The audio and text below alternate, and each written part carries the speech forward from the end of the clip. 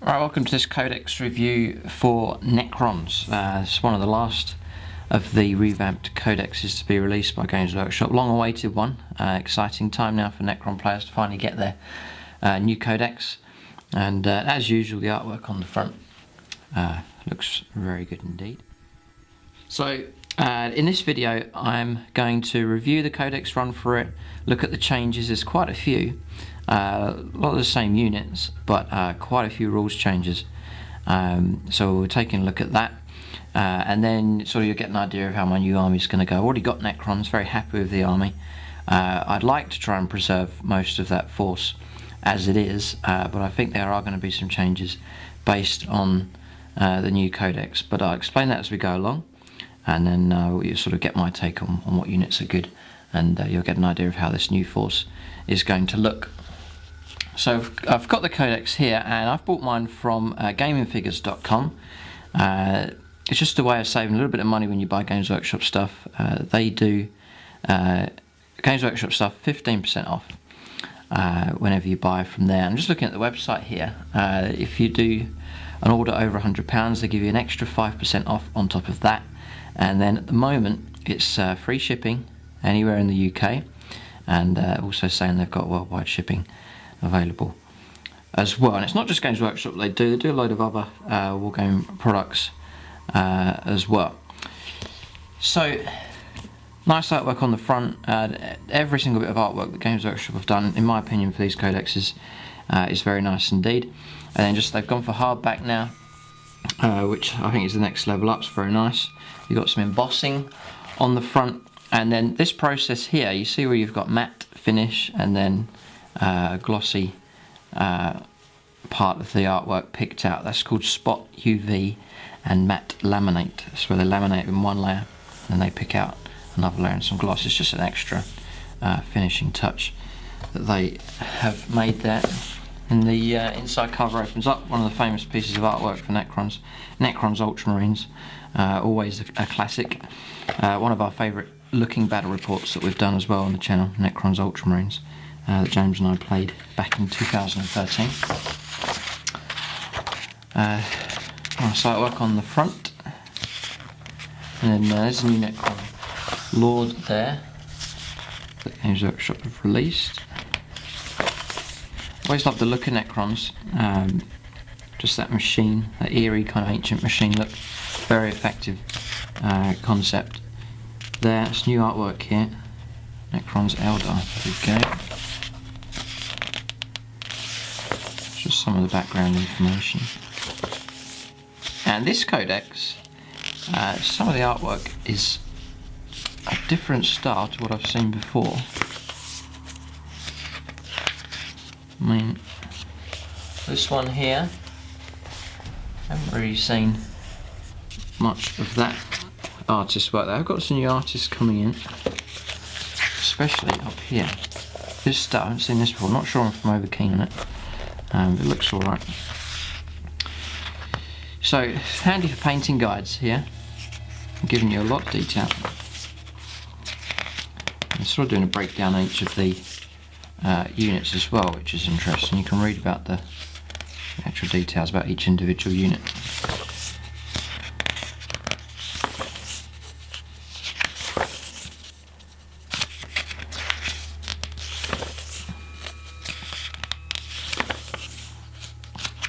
Just the different dynasties. Do like this colour scheme, very ancient Egyptian feel to it. It's got a nice look about it. It's quite effective, what I've seen. Different styles there you can go for. It gives you room to do your own dynasty as well. There's plenty of scope for that. So a lot of details here. Now onto some of the miniature showcases.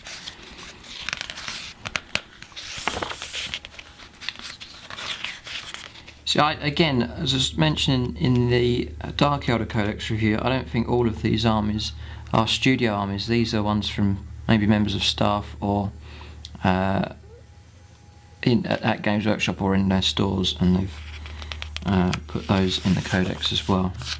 Different colour scheme here for Necrons. I like the markings on the aircraft there. That's the newer style colour scheme that I think works really well for Necrons. Very, very ancient Egyptian feel to it. Looks very good. Yeah, it does look very good for Necrons. Mine's sort of the classic style. This is an interesting scheme here as well. And I think this is the studio army just there. Right, so we're on to Necron's War Gear list. Quite short, there's not too much there. And that's including all those extra artifacts that you can get, unique ones. So we'll come back to this. So we'll go on to the first unit entry here, and it's the Necron Overlord, who is now 80 points. So they've now increased the weapon skill and ballistic skill. For Necrons it was always 4, and I used to wonder why it was kept that low, and they've put it up to 5 now. Weapon skill 5 and ballistic skill 5, so it's handy for him in combat. You should be able to hit a lot of units now on a 3+, which is better. And then the stat line really remain the same other than that. And then to give him the war scythe, which I rate highly, is 20 points. Now it used to be 10 I believe, but it's now 20 points, but it's still worth doing. 80 points and then 20 is 100 points. So I've got a feeling I did take two Overlords in my army. I think I might just go for one, and I might put him in the Catacomb command barge. But Necron Overlord I do rate is a good anchor point for your force. Although I think now you can't upgrade him as good as you used to be able to. But we'll see that as we look at the upgrades a bit later on. Necron Lord, they have improved. He's the same points cost as he used to be, I believe, 50 points, but he's got 2 wounds now instead of 1. So a Necron Lord is handy enough.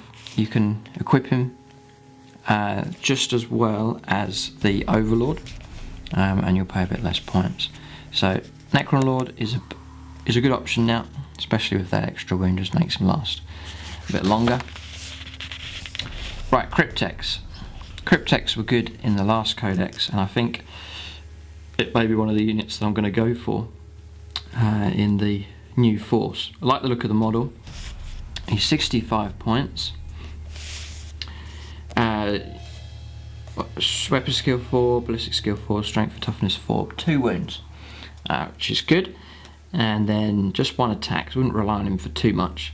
And then a 4-up save LD10.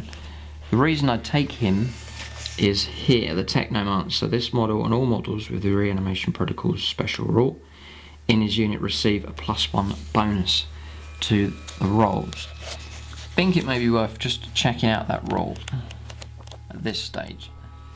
Just over here at the reanimation protocols, because this, I'm going to mention this at different stages in the review here, so it's worth just checking this one out. So reanimation protocols, I think, has been a big shift here, change. So I'll read through it and then we'll see how it's different. When a model with special suffers an unsaved wound, you can make a special reanimation protocols roll to avoid being wounded. So you've been hit, wounded, you then take your save or your cover save, and then immediately after that you then roll on reanimation protocols. You used to lay the figures down at the end of the phase, you roll to get them back up again, 5+.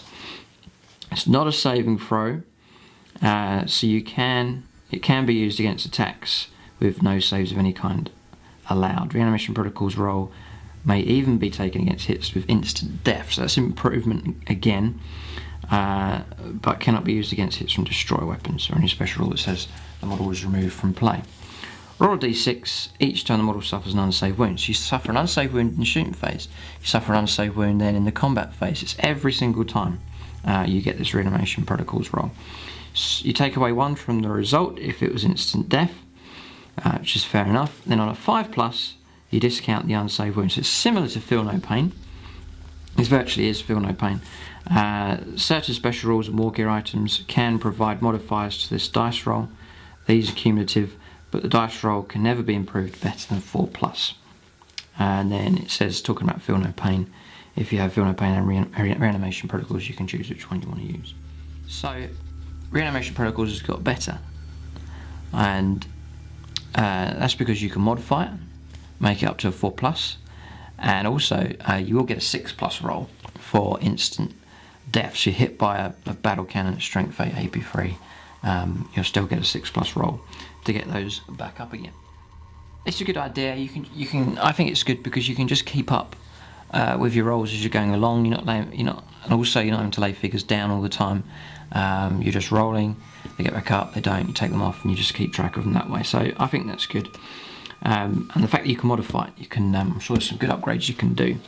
And one of those now that we know what that roll is, you can just come back to the Cryptek, and then you can add +1 to reanimation protocols. So every wound that you take, you fail your save on a 4+, the model just gets back up again, which is superb. And the more models you have, the more effective that is. So I'm thinking 15, 20 Necron warriors, stick a Cryptek in there, and then half of the unsaved wounds that you take, you're going to ignore. The figures are going to get back up again. And he'll easily pay for his points by doing that. So yes, Cryptek, and I think putting him in with a key unit to boost their reanimation protocols.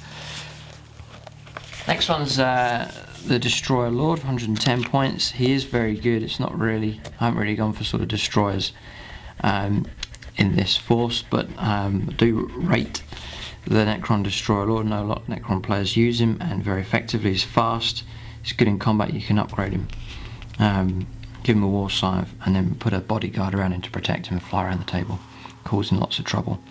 Yeah, Destroyer Lord is a very good option for Necrons. Then you've got the special characters here. Just the way I've done this particular force, I'm trying to save points and not invest them too heavily in lots of characters. Just different rules, it's up to you. It depends how you want. These characters really will reflect the style of your own Necron force. We're not really going to go into them. Let's just run through Luminar, Xeras, Oricana the Diviner, and Lychguard the Traveller would have been one that I've gone for, and this figure looks absolutely amazing, really nice with the blue. I just like the idea of minding the machinery you can control. Another vehicle, but really for Necrons I've been wanting to customise my own Warlord and not go for one of these fixed ones, but it's entirely up to you with the HQs. Really a lot of them are very good for the Necrons. There's plenty of options there for HQ choices. So onto Catacomb Command Barge, which has performed well for me in games. Really I do want it still in the force. Yeah, just looking at the rules for Chariot here. If the vehicle loses all its hull points or is destroyed, then you lose the character. If the character is slain, then the whole model's removed here, as it says there in the rules. So it's a bit of a shame really. I like the idea that he could get off his chariot. It made sense that he could, but that's the change that they've made. But 135 points, this is interesting because in the old codex I think a Catacomb Command Barge was 80 points or 85 points by itself. Then you had to put the Overlord inside, so that's 180 points. But here it's 135 points. The Catacomb Command Barge is unchanged, it's still as good as it was. And you do get the Overlord, not a Lord but an Overlord inside. So weapon skill 5, ballistic skill 5, strength and toughness 5, 3 wounds, 3 attacks. So he's still good, and the points value, 135 points, that's very good indeed. The Command Barge does come with quantum shielding, so you're on armor 13 until someone causes a penetrating hit. You've got living metal, which we'll look at a bit later. It's actually changed. And you've got command wave here, so all friendly units within the Necrons faction, within 12, reroll failed morale, pinning and fear test. You get a reroll, which makes more sense than just saying you get his LD, because Necrons are LD 10 anyway. So you can reroll your failed morale pinning test, fear test, which is handy, and that extends to 18 inches if you have the Immortal Hubris Warlord trait. Other forces that I have, I've avoided upgrades, trying to keep the army big, but for Necrons there are some key upgrades that I would take for my HQs especially. We'll look at them a bit later on and see how it will improve things like the Catacomb Command Barge. So onto troops then, and the way this Codex is going, and I'm happy about it, is to go for more warriors.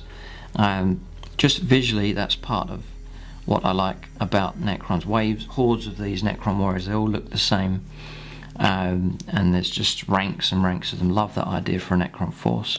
And as I mentioned earlier about the Cryptek with the +1 to 3 animation protocols, a big block of warriors, or a couple of blocks of warriors with Crypteks, just really frustrating the enemy force. You know, he's trying to blow them away and they keep getting back up.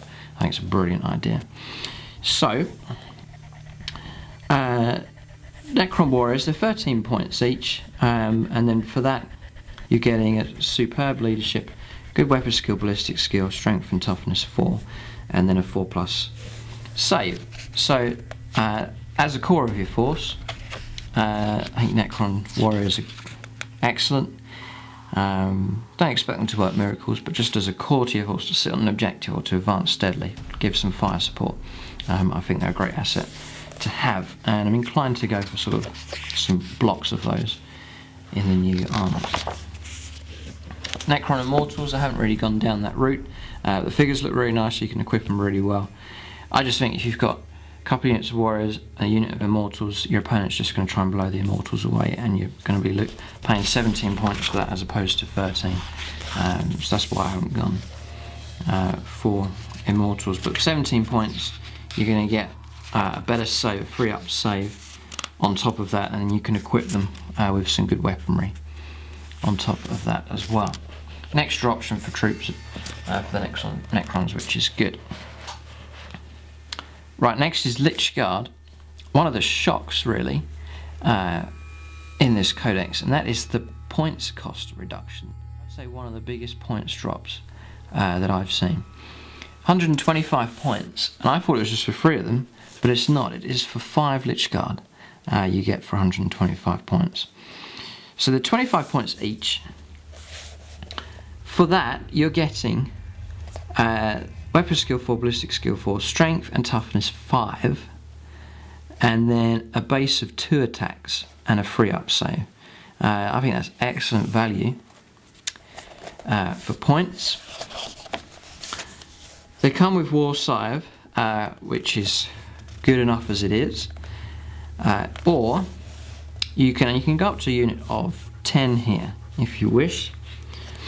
The entire unit may exchange their War Scythes for hyperphase swords and dispersion shields. So we'll just briefly look at that. I think that's the upgrade that I would go for, and you'll see why. Hyperphase swords, it's the strength of the user, so they'll be strength 5.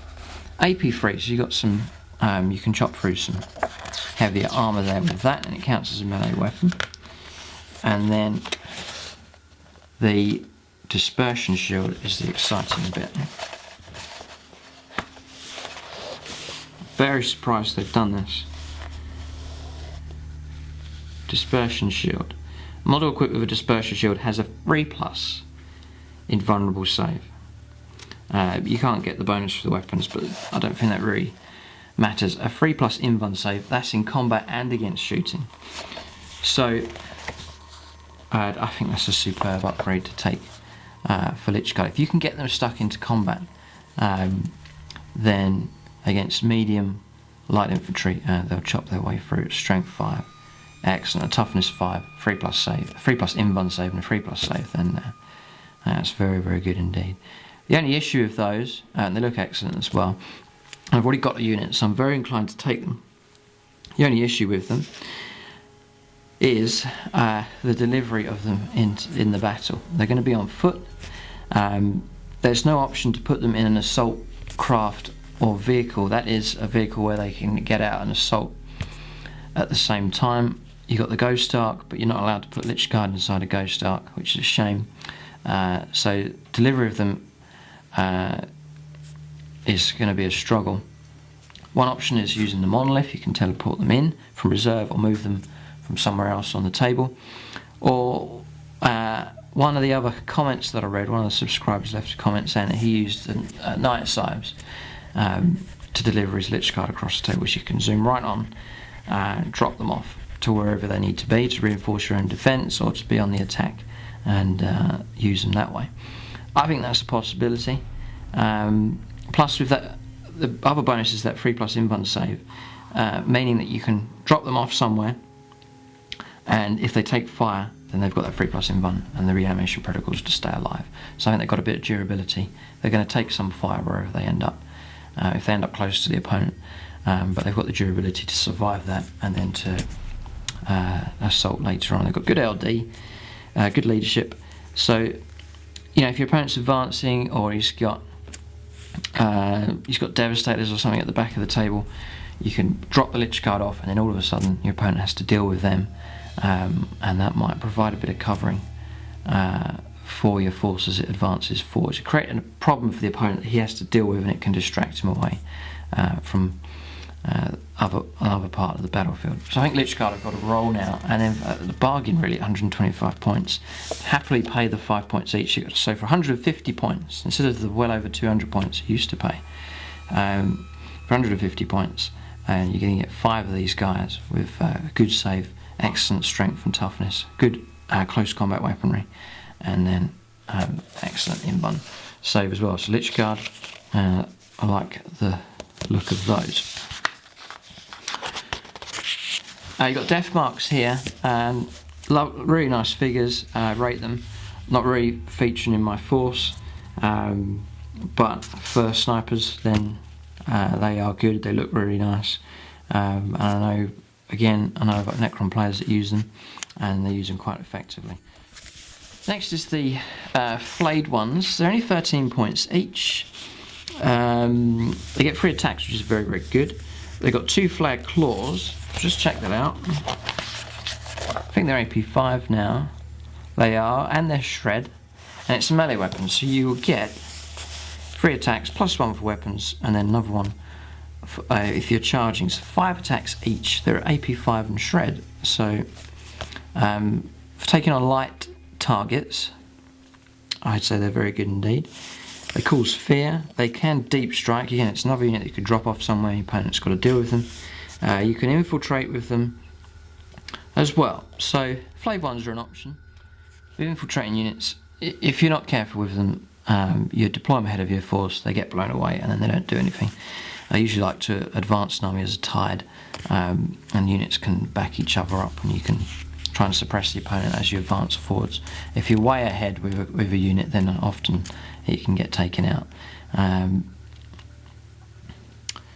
But flayed ones are alright for taking on light infantry, but not really the direction they're not going to go in.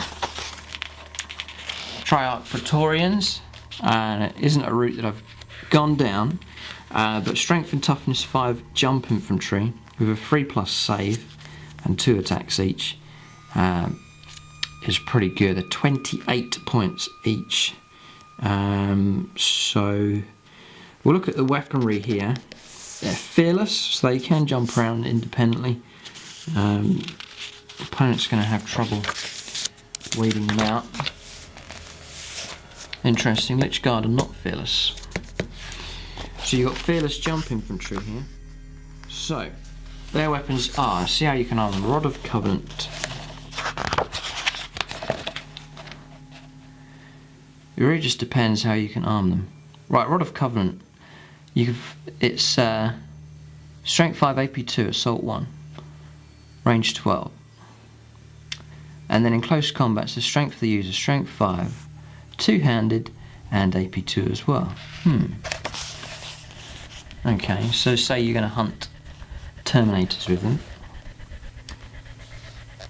You have no invuln save, which might be a problem. That's probably the downside for them. They get taken out before they get a chance to damage. That's why I'd say try out. That's why I'm leaning more towards Lychguard here. But with that low initiative, they're going to get hit first almost all of the time. But 3+ invuln saves, they're smashing to a monstrous creature. They've got a chance to bog that creature down. They've got their 3+ invuln save. They can get up again, and then they can strike back with their strength 5 AP3. So still leaning towards Lychguard here.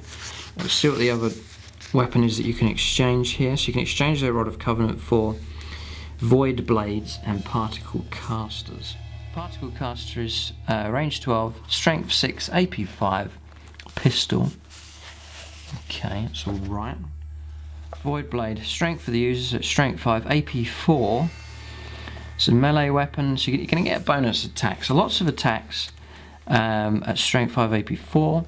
And then rending, okay, not bad. And then entropic strike. So you'll rend on a 6, and then also when you wound on rolls of 6 wound automatically, regardless of the toughness. Okay, against vehicles, it's an auto glancing hit. Yeah, but you're strength 5 anyway, so you would get that. Anyway, so not really taking too much from Triarch Praetorians. You could see their value of chasing around vehicles, but there's no inbound save for them. They're quite expensive at 28 points each, so I think I would leave them out. They look really good though. Triarch Stalker, I used to have one but then sold it. I'd used it in the games a few times and it walked around and it just got shot at and immobilised or blown away. Has got quantum shielding but strength 7, 3 attacks. I mean, it's pretty good. All friendly targeting radar, all friendly non-vehicle units within 6 add 1 to their ballistic skill unless they are firing snapshots. That's interesting. That's very interesting. If you could stick him with friendly units, and that's a very good upgrade. So you cluster a load of Necron units around this guy and they'll all have +1 to their ballistic skill. It's very good. Depends how you want your force. If you want your force to be a shooty eye, which is more often than not for Necrons, that targeting relay is a very good upgrade to have. The Walker's tough enough. You can, it's saying here you can include up to 2 additional Triarch Stalkers, so you could have 3 of them, and maybe a group of 3 might do better. You can exchange its heat ray for one of the following. Okay, so you can exchange your weaponry as well. So maybe Triarch Stalkers are good. Just maybe the fact they are open top tiers, a bit of a weakness there, and they're walkers, they're slow. But if you're a steady advancing based army, so you're advancing 6, you're firing off your weapons, advancing 6, then stick in some Triarch Stalkers with them, increase your overall ballistic skill. Excellent idea. And then they're a mobile gun platform as well, and their options are the heat ray. Again, it's worth looking at these. We'll take a look at the heat ray here. So you've got 2 options. You can fire dispersed, which is template to strength 5 AP 4, so when you get closer to the opponent, you've got that option, just a heavy flame basically. And then you've got focused, which is range 24, strength 8, AP 1, heavy 2, and it's melter on top of that. So it's a very good weapon if you can get close enough. Just that I found when I used it, advanced towards the opponent, he knew I had a heat ray, and then he aimed at the walker and took it out, and I was too slow to get there. So that's why I didn't go for them. Let's just see what the other options are. You can exchange a heat ray for a particle shredder instead, which you get range 24, strength 7, AP 4, large blast. I'd say the heat ray is better, and you have to pay 5 points for that. Or a twin linked heavy gauze cannon, range 36, strength 9, AP 2. Triarch Stalkers, I think, are a viable option. Here you've got multiple options here for the gun platform. They're not too expensive, 125 points. They're well protected, they come with quantum shielding.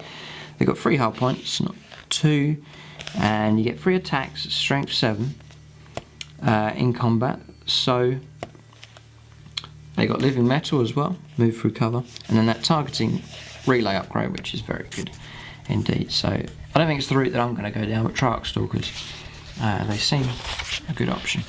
The Catans, I haven't got them in the Force. I know that I've come up against them before. I've played against them. They are good.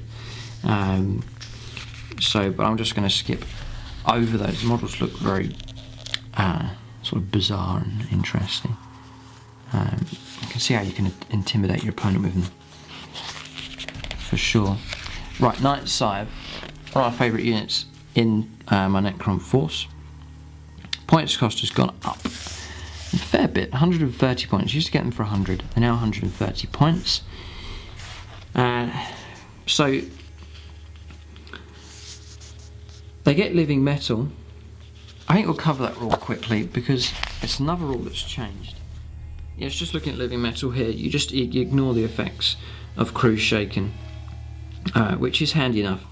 At the end of each of your turns, you roll a d6 for each of your heavy or super heavy vehicles, and you can regain a lost hull point on a roll of a 6. Just reading that there, it's not going to count for all Necron vehicles. It's only heavy and super heavy. So, which is a shame. It would have been handy for all of your vehicles to gain lost hull points, but that may have been a bit too cheesy for Necrons. But you ignore the effects of crew shaken, which is handy enough. So you've got twin linked Tesla Destructor.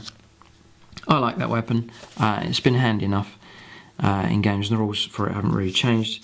Supersonic, and then Invasion Beam. So they've clarified now how you can disembark your units inside. So a unit that begins its movement phase embarked upon a Knight Scythe can disembark either before or after it has moved, including pivoting on the spot, even though it's zooming, so long as it has not moved more than 36 in that movement phase. If a unit disembarks from a Knight Scythe after it has moved 24 or more, models in the unit can only fire snapshots, which is fine. Then units embarks on Knight Scythe ignore all effects of damages on passengers if it's destroyed, and you just go back into reserves. So that's fine, but they've just clarified it there. So at the beginning of your movement phase you can drop them off, or after you've moved, and then as long as you don't move more than 24, then you can still fire at full ballistic skill, which is good. But if I put Lychguard in there, I can zoom up the table, drop them off, and then the opponent's all of a sudden got something to deal with. So yeah, Knight Scythe, still rate them, and may well keep them in the Force. Next is the Ghost Arc. I'm sure it was 115 points. It's 105 now. And what's always surprised me is it's 4 hull points for a transport vehicle, but no complaints. Front, side and rear 11. Does come with a quantum shielding, which is very handy. And then 2 Gauze flare arrays, so you get them either side. And then it's open topped. You must always remember that, so that your Necron warriors inside, they can fire up as well. So for a good gun platform, you can steadily move up the table. I think it's an excellent transport vehicle. They've still kept repair barge, so at the start of your movement phase you can regenerate some Necron warriors. To do so, nominate a friendly Necron warriors unit that is either within 6 or it's embarked. You get D3 back. Add a number of Necron warriors to the unit equal to the result. You can't grow the unit bigger than what it was. And then these Necron warriors must be placed within 6 of the Ghost Arc, or if the unit is currently embarked within it. If a model cannot be placed for any reason, it's destroyed. Necron warriors repaired in this manner can move and act normally this turn. I think that's excellent. So you've got big units Necron warriors with Cryptek keeping them alive, a Ghost Arc or 2 sitting there as a gun platform protecting them, and they're also repairing lost Necrons. Love the idea of being able to repair stuff in the Necron Force, or generating new units. I really like that idea, and I've seen the frustration on opponents' faces sometimes when your Necron Force gets bigger than how it was when you deployed it. So I think that's really, especially with the Scarabs, and then if you're bringing down Necron warriors and then they're reappearing again, you can drive people mad with that.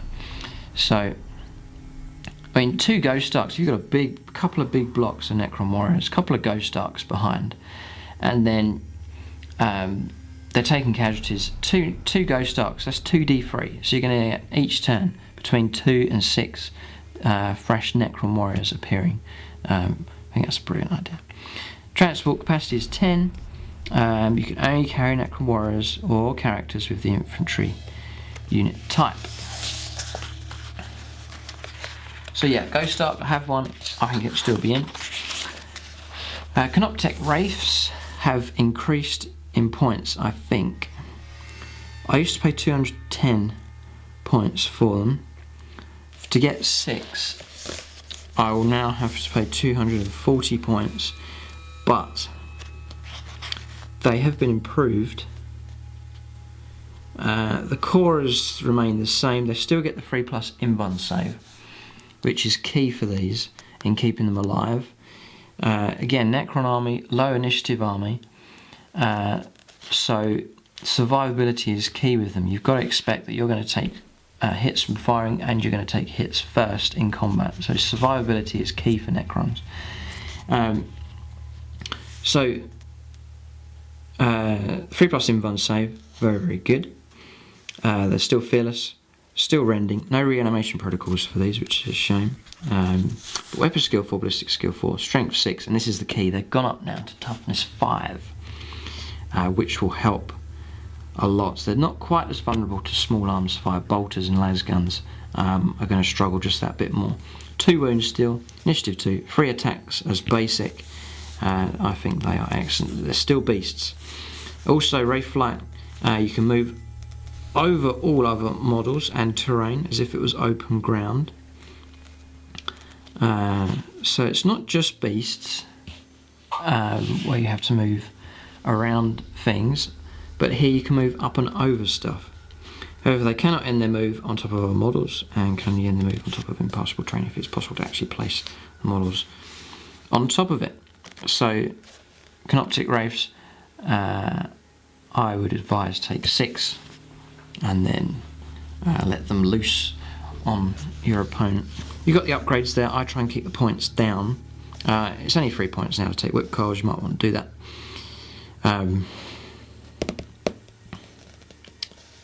Half the time you're going to be charging opponents in cover. Model attacking with this weapon adds 3 to its initiative during the fight sub-phase. You become initiative 5. I know a lot of people that take them. It may well be worth it. Any model may take one of the following whip coils. Okay. And the way they've done it here, it says any model. So they don't all have to take whip coils. If you've got a few spare points at the end of your force, you've calculated it, give a couple of whip coils out, and at least some of the Wraiths will go first if they charge another unit. Right, Scarabs. Again, another points increase for these. Used to be 15 points each, they're now 20 points a base. The basic stat line hasn't changed. Well, it may have done here. I'm just looking at 6+ save. I'm sure there used to be 5+. So, yeah, I'm sure there used to be 5+. 6+. They have taken a knock there. 4 attacks. I'm glad they haven't knocked the attacks down. There's still 3 wounds, strength and toughness 3. But 6+, that is a shame. And they've increased as well. Maybe I think Games Workshop knew that Scarabs were very, very good. They're now more expensive and not quite as good there. They are fearless, they're swarms, so they do take damage. You know, Thunderfire cannons and things have a field day with these. Let's just check Entropic Strike. The rules, again, another change here. Games Workshop have changed the way Entropic Strike works. So if you have this special rule, or you're attacking in melee with this weapon, then a roll to wound of a 6 wounds automatically, regardless of the target's toughness. So that's handy enough against monstrous creatures. And then against vehicles and buildings, an armor penetrating roll of a 6 that does not cause a penetrating hit automatically causes a glancing hit. So you're looking to glance things to death, basically. Let's just work that out. You've got, say you've charged into a Rhino, or any hull point free vehicle, because it's just Entropic Strike just does these glancing hits. Say you've got 3 bases on the charge, 15 attacks. Say the vehicle's moved, then you've got 10 hits 1 in 6. Yeah, so I think to give you a good, very good chance of taking out a free hardpoint vehicle, you're going to need units of 6 bases. That will give you 30 attacks, 20 hits, and then that should give you your free 6s within those 20 hits when you roll for wounded. Yeah, so again, I think I'm inclined, especially now that they're 20 points each, definitely go for breeding them with the spiders. So you purchase the minimum size unit of 3, and then breed out a unit, another 3 bases, build up to 6, and then make them bigger and bigger from there. But they are a bit more vulnerable, not quite as good, I think. Even if they fail to destroy a vehicle with the entropic, in the old rules of the entropic strike, you could reduce the overall armor value of that and make it an easier target for other units. But so Scarabs aren't as good. I think I still have them in the force because I can get them cheap here at 60 points and then breed them up with the spiders. But I have to be wary, they're not quite as good as they used to be. They're still fast enough beasts, and you know, oftentimes catch opponents out with that. Tomb Blades, not really gone down that route with those. They're just jet bikes for Necrons, but they're toughness 5. You can give them some quite good weapons. I've looked at the weapons, but not taking on them too much. There's plenty of upgrades you can give them: Nebula Scope, Shadow, Loom, Shield, Veins, but you're just gradually increasing the cost of them. But they're nice looking models, and I don't know if anyone, I've not really seen them used much. If you use them successfully, then leave a comment below, and how you use them, how you equip them, be interesting to hear about that. Destroyers, I've got a few, but just not too keen on the models. So Necrons by no means a slow army. There's plenty of units that you can take for Necrons to make them very, very fast indeed. So it's not one of the things you have to worry about with them. Just heavy destroyers, just not too keen on the look. These are older models. Good weaponry, the heavy gauze cannon is good, but you get reanimation protocols with them. Preferred enemy, yeah, for 50 points is pretty good. There's a lot of good unit options really for Necrons, but it's not really the route that I've gone down with them. Then Cryptek spiders, I take 3 of them in the force. They're still 50 points each. For that you get Fearless Monstrous Creature, 2 attacks, 3 up save, strength and toughness 6, 3 wounds. I think that's excellent. I just use them for sort of Scarab breeding, and then also just for protecting objectives moving up. You've got that Monstrous Creature option, so they're alright in combat. So Scarab Hive here, once per friendly movement phase. This has changed slightly. Each Cryptek spider can use a special rule to create Cryptek Scarabs. To do so, nominate a friendly unit of Scarabs within 6 and add a single Scarab base to the unit. This can take the unit beyond its starting size, but must be placed within 6 of the spider. So they've clarified that now. You can't choose a unit within 6 and then put the new base right at the other end of the unit and get closer to the enemy by doing that, which was a trick that I used to like doing. But it's more logical now. It makes sense. That's where the spiders have come from. Or that's where the Scarabs have come from. They've come from the spider. If a model cannot be placed, it's destroyed. Cryptek spiders created in this manner can move and act normally this turn. So they haven't hindered you there. You can still move out and assault. Roll a d6 each time a spider uses its Scarab Hive special rule. Immediately after placing any Scarabs, any rolls of a 1, you suffer a single wound. No saves allowed. You'll always get your free Scarab. You'll always get your Scarab base, no matter what happens. And if you roll a 1, then you take a wound. You can take Gloom Prison, Fabricate a Claw away. If I've got some spare points, I may do that just to repair my Ghost Arc, Monolith, whatever. You can take weapons for them. Let's just check out the Particle Beamer. Just see if we give them a shooting option. So you can take a Particle Beamer, 113 points. What do you get? Range 24, Strength 6, AP 5, Blast. That's all right. That's not bad. Pick on light vehicles or infantry. Yeah, possibility if you got the spare points.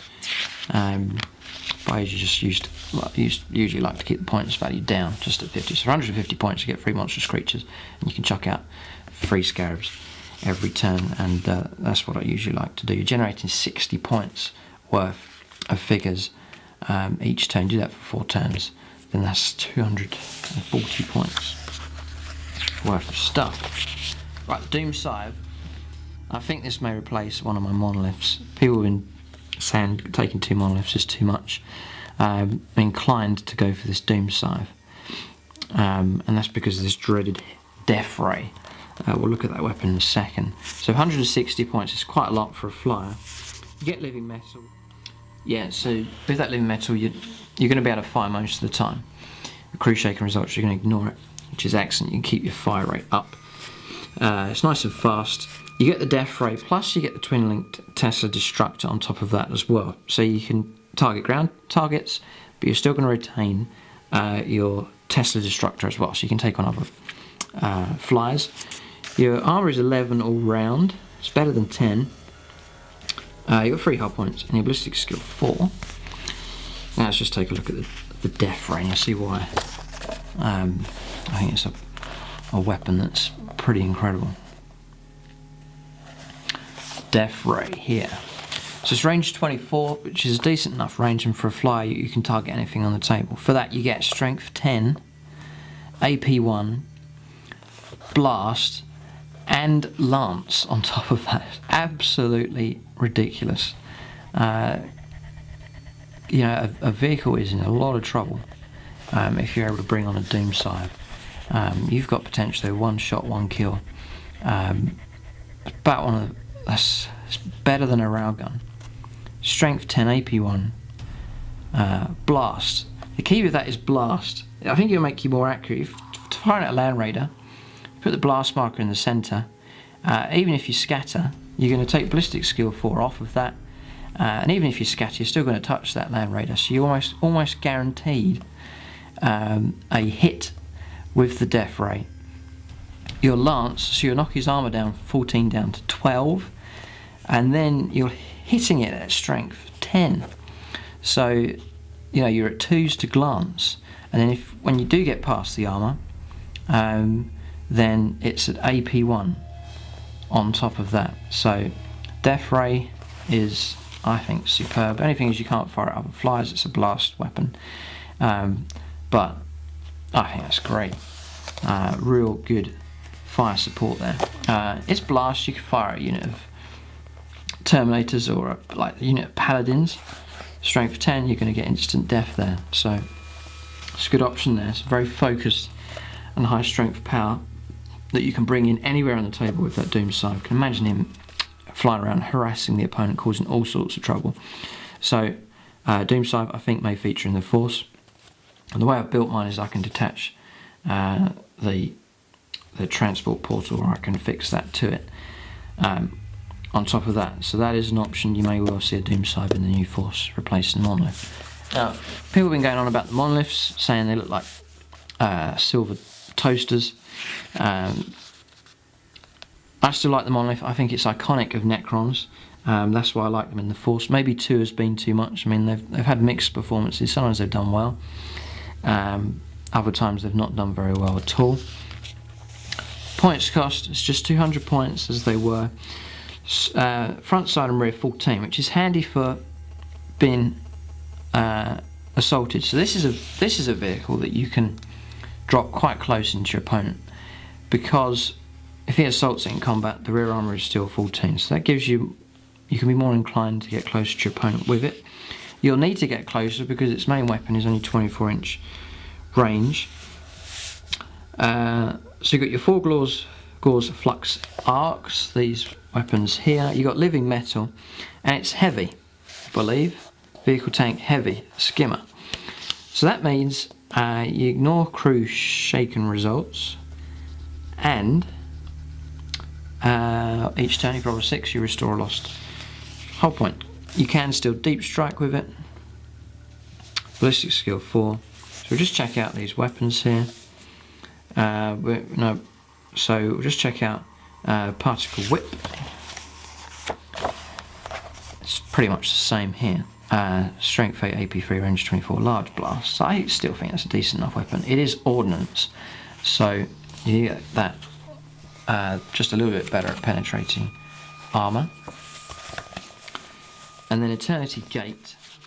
At the start of each friendly turn, you may choose one friendly unit from the Necron faction, and that can be infantry or jump infantry. It's in reserves, ongoing reserves, or it's on the table, but not locked in combat. If it's in reserves, it automatically arrives this turn, and it's placed as if it were disembarking from the monolith's portal. If the chosen unit is currently on the battlefield, it's first removed from the table and then placed as described above. Any models that cannot be placed are removed as casualties. So you've still got that rule intact. Something's missing here. Portal of Exile is gone.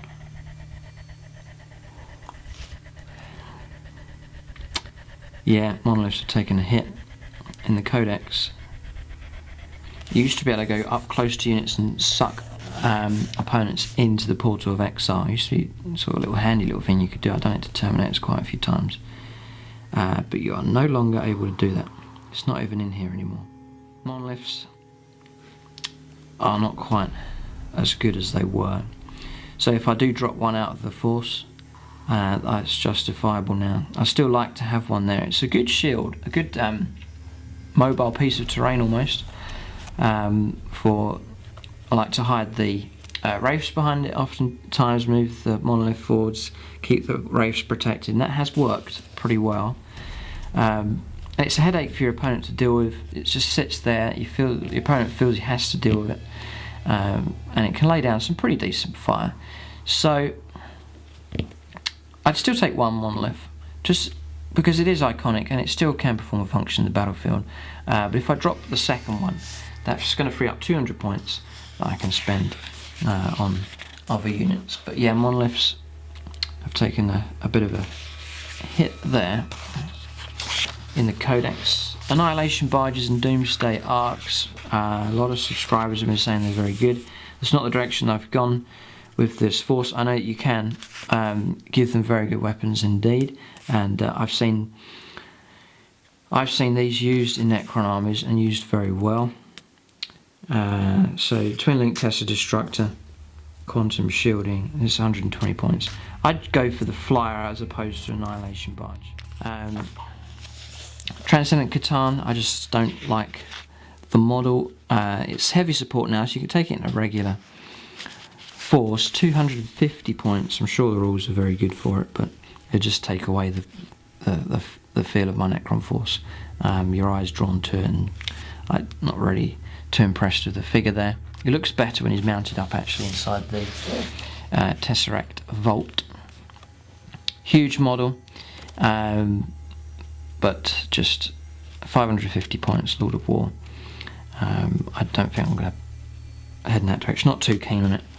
The actual model itself. Same with the obelisk, and there's one little thing, I don't know if you noticed here, but part of it's like a big lobster thing here, and then one of the prongs out the front is snapped off. So I just noticed that there. But an obelisk, not really. Gonna add that into the force, don't feel an urge to get one of these big things. Imitate the Stormlord. You could take him as a Lord of War if you want to. And then what Games Workshop have done is they've put in a lot of formations here that you can do in your force. You've got one Reclamation Legion. You have to get quite a few units to make that one up. Adjudicator Battalion. Then there's a Destroyer Cult, a Deathbringer Flight, a Living Tomb, Annihilation Nexus, and then Canoptic Harvest, which is one that I can do with my Spiders, Wraiths and Scarabs. And for that I get adaptive subroutines. At the start of each of the controlling player's movement phases, choose one of the following special rules. Fleet reanimation protocols, so you can give it to units that don't usually have it. Or shred, you can re-roll your wounds, which is very good. Canoptic spider from this formation, and all units from this formation within 12 of the Canoptic spider from this formation benefit from the effects of the chosen special rule until the start of the controlling player's next movement phase. So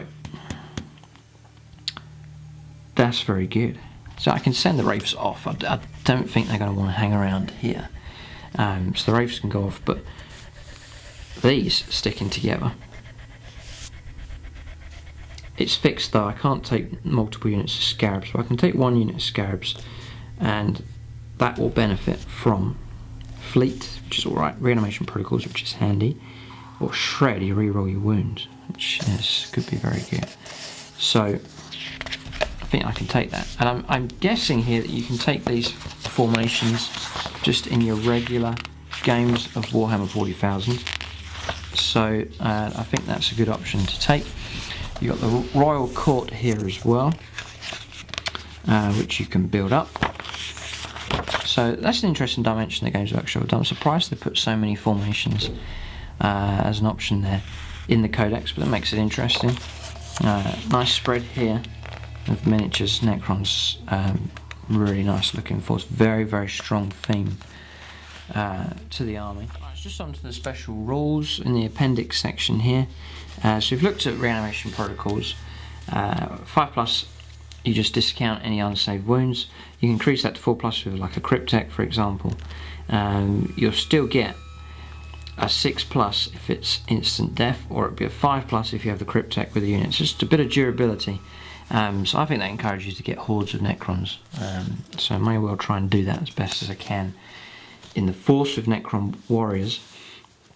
Then living metal, you just ignore the effects of crew shaken, and then for the heavy vehicles on a roll of a 6, they will get that hull point back.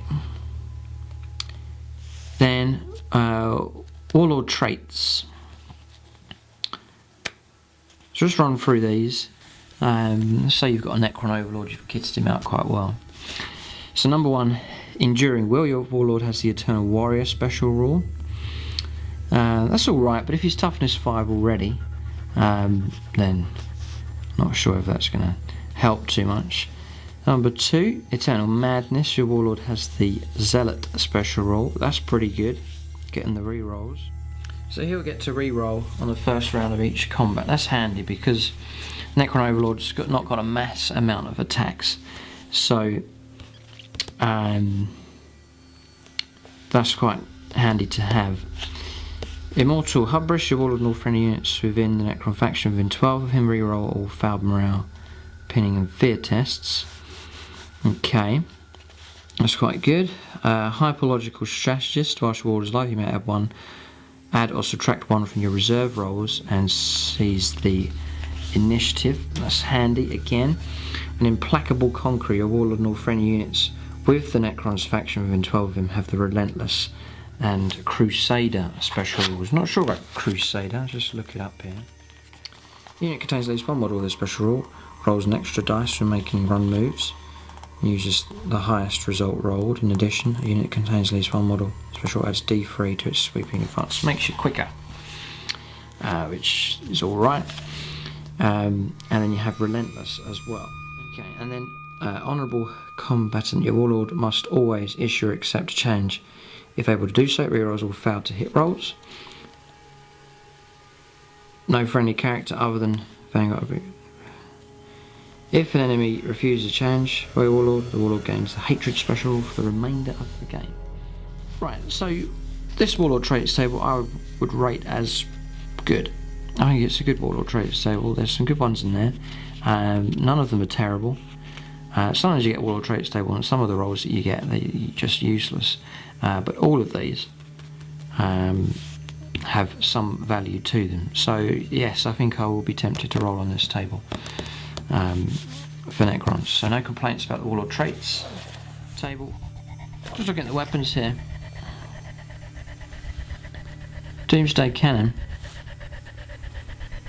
see why people take the Doomsday Arc. I can see why people take the Doomsday Arc. Higher power, range 72, strength 10, AP 1. But you have to remain stationary. So if you're clever with them, if you can get, like, say if you had 3 of them and you can place them in, covering all your angles, then it would be a devastating weapon. But we'll just run through these here, just covering gauze now. Any rolls to wound of 6 wounds automatically, regardless of the target's toughness, against vehicles and buildings. Then any rolls of 6 cause a glancing, don't penetrate, cause a glancing hit. So that's decent enough for them. So again, massed firepower from Necron warriors. You can take out vehicles with them. And just looking at Tesla here, because of the Tesla cannons on my flyers. Tesla Destructor, strength 7. They've kept that. It's still heavy 4. It'll be twin linked. Firing a weapon with this special rule to hit rolls of a 6 cause 2 additional hits. But you don't get it if you're snap shooting. Still excellent. So I like that armament on there. And then your melee weapons there. We sort of looked at the ones. War Scythe is still +2 strength. It's still AP 2. It's armor bane, 2-handed melee. Quantum shielding for your vehicles. Front and side armor is 13. And let's just check here. Vehicle's quantum shielding is active until it suffers a penetrating hit, at which point it immediately deactivates. So if someone causes a glancing hit, then the shield will keep going. For the remainder of the battle, after the vehicle's quantum shielding deactivates, all subsequent hits, including hits in subsequent shooting attacks in the same phase, either from a different weapon or a different unit, or is made at a low initiative 7 close combat, treated as though the vehicle is not equipped with quantum shield. So if your opponent's clever, you can fire certain. Say he's got a strength 6 weaponry, he can leave that, fire something heavy at the vehicle, deactivate that shield, and then hit it with a lower strength weaponry. So if your opponent's clever, he can get around it, but still quantum shield is a good asset to have. Right then, just looking at the other upgrades here. A lot of new names, a lot of changes. So we'll just run through this. Quite important page, this one for Necrons. There's a lot of changes here. Then you've got Dispersion Shield, we've looked at that already for the Lychguard. Fabricator Claw Ray, that hasn't really changed. It's just a 4+, and you can restore lost hull points. If I have spare points, I may well equip a couple of the spiders with those, so they can repair the couple of vehicles that I have. Gloom Prison. Vehicle equipped with Gloom Prison, all friendly units have the Adamantium Wheel special rule. So these two haven't really changed. Those two have Dispersion Shield, is very good indeed. And then Mind Shackle Scarabs. When fighting in a challenge model with Mind Shackle Scarabs has the Fear special rule. Fear tests taken as a result of Mind Shackle Scarabs must be taken on 3d6. That's alright, but it has changed quite a lot. Don't think I'll bother with that one. Nebuloscope. If a model is equipped with a Nebuloscope, all of its ranged weapons have the Ignores Cover special rule. Phase Shifter, and this is where the changes come in. A Phase Shifter confers a 4+ invuln save. It used to be 3+. We're going to really miss that 3+ invuln for my Necron Overlord. It's only 4+ now. That's quite a big hit. The difference between a 4+ and a 3+ invuln, it may not sound very much, but it is, that is quite big. And the thing is with that is the Phase Shifter is 25 points. It used to be 30, I believe. So it's a little bit cheaper, but you're losing out quite badly there on your invuln save. So it's a shame there. Phylactery. A model equipped with Phylactery has the It Will Not Die special rule. If the model is the rider of a chariot, both he and the chariot have the It Will Not Die special rule. So on a 5+ end of each turn, you can regain a lost wound or a lost hull point. It's handy enough. The old Phylactery was if you died, you came back again with D3 wounds, which was a really fun upgrade to have, and I missed that. But it will not die. I would take that if it's a unit you want to protect, like a Warlord, then give him phylactery. Resurrection Orb, and phylactery is not too expensive, 15 points, yeah, be worth taking. Then Resurrection Orb, another one that's changed. You can activate it once per game, so you only get to use it once. So as soon as you fail one of your reanimation protocols, you can then activate this Resurrection Orb. You can re-roll failed reanimation protocols rolls, and any further rolls made by the bearer or any other model in the same unit to the end of the phase. So you can give a Resurrection Orb to a Lord, you've got him in a unit of 20 warriors, you fail one of your reanimation protocols rolls, and then so you're expecting a load of shooting, you can re-roll, and if you've got a Cryptek in there, it's 4+ to ignore the unsaved wound, and then you're re-rolling any fouls with that, so potentially to really keep your force alive. Resurrection Orb, it's 25 points, it's a fair amount, you only get to use it once. Don't think I'd bother with that, and then the Necron Lord that I have in the Force, the lead one that is holding the Resurrection Orb, I might be dropping him from the Force, so that makes sense to leave him out. Shadow Loom, model equip Shadow Loom is +1 cover save, that's for the Necron jet bikes, and then Shield Bones is a 3+ save, that's for them as well. But something else that's missing, Semper Internal Weave, you can't upgrade them to a 2+ save anymore, so Necron Lords, Overlords, they have taken a real hit, and not as good as they used to be. He's going to be on a 3+ save and a 4+ invuln instead of a 2+ save and a 3+ invuln, so yeah, not quite as good, although cheaper in points.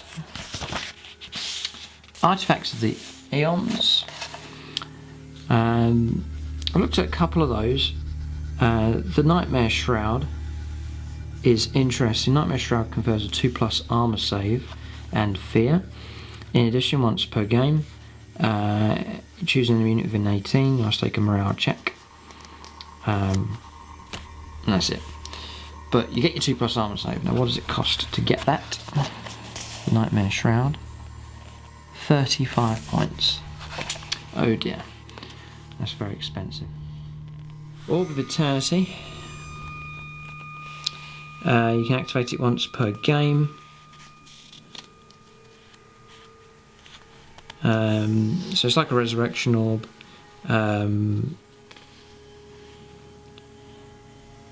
but you also get the +1 bonus. So how many points is that? It's like a really good Resurrection Orb. Orb of Eternity, 40 points as opposed to 25. Okay. It's not so expensive if you're replacing an upgrade that you would take anyway. You know, if you're taking a Resurrection Orb for 25, then for 15 points extra you get a better one. And so that's not so bad. Solar Staff. Veil of Darkness is interesting. The bearer of the Veil of Darkness is a deep strike special rule. In addition, once per game at the start of any friendly movement phase, the bearer can use the Veil of Darkness to remove himself and his unit from the table, even if locked in combat, and then immediately arrive anywhere on the board using the rules for deep strike. Interesting. How expensive is it to do that? It's 25 points. It's tempting to go for that one. Then the Void Reaper is just a souped up War Scythe. You'll get Armor Bane, Flesh Bane, Mastercrafted, and two-handed. That's handy for a Necron. Again, as I said, their attacks are often quite low, 2 or 3 attacks. With Mastercraft you can get a reroll, a failed hit there, so that's handy. War Scythe's 20 points anyway, and the Void Reaper is 30 points. So for an extra 10 points you'll get Flesh Bane and Mastercrafted. So if you've got spare points, it might be worth upgrading to give them something slightly better. And you've got your tactical objectives, special ones for Necrons, which I think is a good idea. And then another change on the Codex here, there's no fold out page here, it's all just on this one page just there. So I'm surprised about that, but that's the way Games Workshop have done it. So that's the Necron Codex. I'm trying to keep the bulk of my force intact, and I think I'll be able to do that and still keep the army quite competitive. And then just a few changes, a few of the new upgrades, saving some fair few points, and then reinvesting them in a couple of new units. Slight restructure to the force, but a lot of the core I think will remain, which is good news because I do like the look of the Necron army. So you'll see some familiar units working together, but hopefully there'll be a couple of changes, and it would have a new shape to the force, and then be able to go out there and take on different opponents. Will the Necrons be as good as they were in the previous codex, and will they perform as well as they have done previously on the channel? We'll have to see. It'd be very interesting to see how well they perform. They're used to performing well, but we'll have to see how it goes in the games as they come up. Keep a look out for battle reports for the Necrons. The army is pretty much already there, so I'll be able to field an army quite quickly.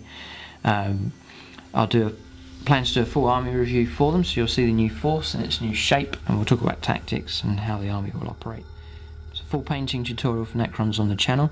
I'll take one of the Necron Wraiths and then show you from start to finish how to paint it. So check that out. So there it is, there's a review for Necrons. Get your codex, gamingfigures.com, that's where I got mine from. You can get it at a discounted rate. Necron's great army to collect. If you decide to collect them, you'll enjoy it. You can do a nice strong theme to the army, especially if you're not too talented at painting. You can make a Necron army look really good, just with some very simple techniques, and achieve a result that looks really nice on the table. Good army, strong army, tough army.